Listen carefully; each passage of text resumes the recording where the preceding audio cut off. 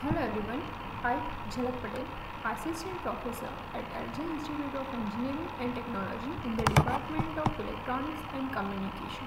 Welcomes you to the session of wireless communication. Today I am going to discuss about Unit 3, that is Mobile Radio Propagation, Small Scale Fading and Diversity, with topic Small Scale Fading, Doppler effect and its example. So let's start the session. First of all, we already discussed about the large scale propagation in the previous lectures. Now onwards we discuss about the small scale fading. So first of all, let me give you the idea about what is fading. So first of all, the fading is related with the rapid fluctuations of signals. This signal can be rapidly change or fluctuate with respect to time, means its amplitude is continuously varying in case of fading. So it is generally not desirable to have fading. Next is about the multipath signals. Now in the previous lectures, in the session of free space propagation, we have seen that free space propagation occurs when there is a clear line of sight, means clear LOS between transmitter and receiver. So in that case, the clear line of sight occurs. Now when there is an obstruction present between transmitter and receiver, then there is a possibility of more than one path from where the signal can be transmitted. So due to that obstruction, the path can be divided into two paths. Like first is from transmitter to receiver, which is one line of sight distance, and the other is due to the obstruction present in between the transmitter and receiver. Next is about the factors affecting small scale fading. So first factor is multipath propagation. Multipath propagation, that we already discussed, that if there is a more than one path or if there is an obstruction present between the transmitter and receiver, then the signal will be faded and divided into the various paths. So it is one of the factor for fading. Next is speed of mobile. If user is traveling from the base station, then its distance will continuously vary. Due to the distance is varying, it may affect the velocity of that particular mobile user. So this is also one factor that affecting the small scale fading. Next is speed of surrounding object. If the base station is fixed, if mobile user is also connected with it and it is stationary, then also some surrounding object also present. This surrounding object works as an obstacle between that particular mobile station and base station, so it also matters. Next is transmission bandwidth. If the signal that is transmitted through the one system has the lesser bandwidth than the original propagating signal, then also this factor affecting the fading and creates the multipath propagation or fluctuations in the original signal, which is not generally desirable. So these are the different factors that are affecting the small scale fading. This question can also be asked in a 3 marks, that discuss about the factors affecting small scale fading. Next is Doppler shift. So for discussing the Doppler shift, here you have to consider that the particular user 1 is traveling from point A to point B, like this. If I draw one system, then it is like this. Here one point A and here one point B is there. This point is called as A point and this point is point B. Now if user is continuously travel from point A to point B, then there should be one angle that is present over here, which makes an angle theta with original distance. Here distance is from A to B. Here this distance is mentioned as you can mention it with D or with L. Here we use the term L with for this difference. So let's start with some calculation related to Doppler shift. So first of all, here we consider that if mobile is moving with velocity v from point A to B, then here the phase will be changed in the received signal due to this angle change. This phase change is given by delta phi. Now if you remember the path difference term in wave propagation, then the path difference over here is called delta L, and if you want to find out the phase difference, then it is basically the phase constant time path difference. So it is now here the phase constant is 2 pi by lambda, so phase difference is 2 pi by lambda times path difference. That means delta phi is equal to 2 pi by lambda into delta L.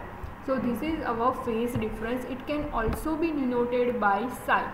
Psi is also called as a phase difference, where here the path difference delta L. Now originally the velocity is equal to distance upon time.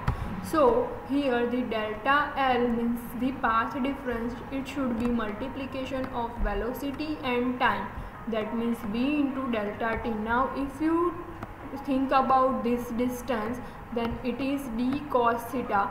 If we denote it as small d, then this distance will be d cos theta, AB distance. So we write here the v delta t times cos theta. So this delta L is called as the path difference. Now change in, if we want to find out the change in frequency, now this change in frequency is also called as a Doppler frequency. Normally change in frequency is denoted by the d omega, where omega is called as an angular frequency. So basically the d omega is equal to d psi by dt, where psi is the phase difference. But over here, instead of the phase difference denoted by psi, we use the symbol delta phi. That's why once again it can be written like this. If we write in terms of omega, then it is like omega equal to d psi by dt. D psi, in place of psi we write over here d phi by dt. So over here this phi term is called as delta phi. So omega equal to d psi by dt. In place of d psi we write delta phi by delta t. Now this omega is nothing but called as a angular frequency.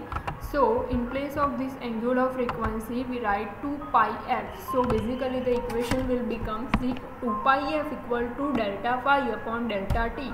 If we make the subject as small f means frequency, then it can be written like this: 1 upon 2 pi delta phi upon delta t. Now it can also be write as a v cos theta upon lambda. If we write in terms of the frequency term with the velocity and wavelength, if you remember the equation c is equal to f lambda, then it can also written like this: f is equal to v cos theta upon lambda. So you can use this both equation in the examples of Doppler shift, either this equation or this equation. If this delta phi is given, then you should use this equation. If velocity and wavelength will be given, then you should use this equation. Now here we take these two figures for the change of frequency. In the first figure, when the change in frequency is due to the relative motion but the source is stationary. So in that case you can see that over here there is no change in frequency will be seen. Means this figure is for the user when it is stationary or when it does not move from one place to another place. Now what happens when user is not stationary or moving around?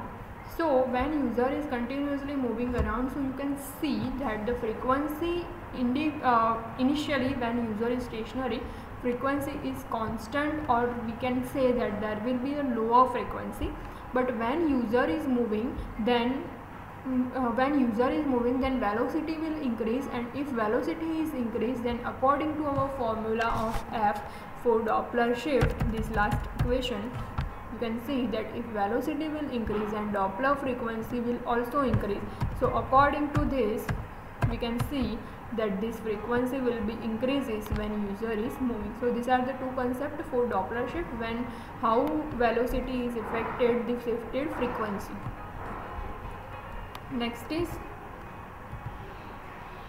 one example. Here consider one example that an aircraft is heading towards a control tower with 500 km per hour with an elevation of 20 degree. Communication occurs at 900 MHz. Here we have to find out the Doppler shift. So what we have to do is, first of all, let's note down the data that is given in the problem statement. So first of all, velocity is given, that is 500 kmph, means kilometer per hour. So we will convert it into meter per second. Per hour means you have to divide this by 3600. So it will be like this, 138.88 meter per second. Here theta angle is given, theta is 20 degree. Lambda is 0.33 meter. Here frequency is given. If you want to find out the wavelength, then it is the equation is C is equal to F lambda. You have the value of C. C means the free space speed, which is 3 into 10 raised to 8 meter per second. You have the frequency, that is 900 MHz. So you can easily calculate the wavelength, which is equal to 0.33 meter. So now the Doppler shift is given by F is equal to V cos theta upon lambda. We have all the values of velocity, angle and wavelength. So let's put the values. So it will becomes like this. V is equal to 138.8 into cos 20 degree divided by 0.33. So the Doppler frequency will become 390 Hz. So this is our answer for Doppler frequency. Now let's take the another example. Consider this question, that consider a transmitter that radiates a sinusoidal carrier frequency of 1850 MHz for vehicle moving 26.82 meter per second. Calculate received frequency if mobile is moving, number 1 directly towards transmitter, number 2 directly away from the transmitter, and number 3 in a direction that is perpendicular to the direction of arrival of transmitted signal. So here we have to find out the Doppler frequency for 3 individual cases, when it is moving towards transmitter, when it is moving away from the transmitter, and the third one is when it is perpendicular to the direction of arrival. So first let's note down all the values. First the frequency is given, that is 1850 MHz. Velocity is given 26.82. So first we take the case of directly towards transmitter. So here when user is moving towards transmitter, means you have to make the addition of both frequency, because user is moving towards transmitter, so both frequency should be added. So now let's see what happen is, here theta is equal to 0 degree. Okay, here no angle is given, that's why we take theta by default as 0. In the third case perpendicular is mentioned, so we take theta equal to 90 degree for that case. In this both case no angle will be mentioned, that's why we take theta equal to 0 degree. Now F equal to Fc plus Fd, we have to find out first this Fd. We already have the value of Fc, means carrier frequency. Carrier frequency is 1850 MHz, so we just put the value over here. So we have to first find out the Doppler frequency. So it will be equal to Fc plus V upon lambda cos theta. We already have the equation for Doppler frequency. F is equal to V cos theta upon lambda. Here V upon lambda cos 0 degree. We have the value of velocity, that is 26.82. We have the value of lambda. We can find out the value of lambda using frequency and free space speed. C is equal to F lambda, and then find out the value of lambda and put it over here. So it will be like this. First of all 1850 megahertz. So 1850 into 10 raised to 6 plus 26.82 cos 0. Cos 0 will become 1. Divide by lambda. Lambda is 0.162. If you find out the value of lambda, you can find out using this 1850. So C is equal to F lambda. You can find out lambda and put it over here. If you calculate this, then it will be like this: 1850 into 10 raised to 6 plus 165.55. So the answer will be like this: 1850.000166 megahertz. This answer is when user is moving towards the transmitter. Now what happened when user is moving away from the transmitter? So in that case we have to make the subtraction from carrier frequency. So it will be like this. Again the angle is 0. F equal to Fc minus Fd. So Fc is carrier frequency. Again we have to find out the value of Doppler frequency. So Doppler frequency is V cos theta upon lambda. So again we do not have the value of theta mentioned in the equation. So again we take the by default value of theta as theta equal to 0. So it is Fc minus V upon lambda cos 0. So Fc is equal to 1850 into 10 raised to 6 minus 26.82. Cos 0 is again 1 upon 0.162. So if you solve this equation, you have the answer like this: 1849.999834 megahertz. So this answer will be when the mobile is moving directly away from the transmitter. Now let's moving towards the third case. Third case is when the angle is perpendicular to the direction of arrival signal. So this will happen when theta is equal to 90 degree. Over here the perpendicular term is mentioned. So perpendicular means theta is equal to 90 degree. So we take over here theta equal to 90 degree. So first we calculate the Doppler frequency. If you remember the equation of Doppler frequency, it is like this: V upon lambda cos theta. Over here in the third case theta is 90 degree. That's why Fd is equal to V upon lambda cos 90, but cos 90 is equal to 0. That's why Doppler shift Fd, this value is nothing but the value of this Doppler frequency. This is called as Fd, Doppler frequency value. So now let's put the value over the overall frequency. So it is like F equal to Fc plus Fd, addition of Fc and Fd for this. So there is no Doppler shift is needed in this case, because here if you see that cos 90 will become 0, means no Doppler shift is needed in this case.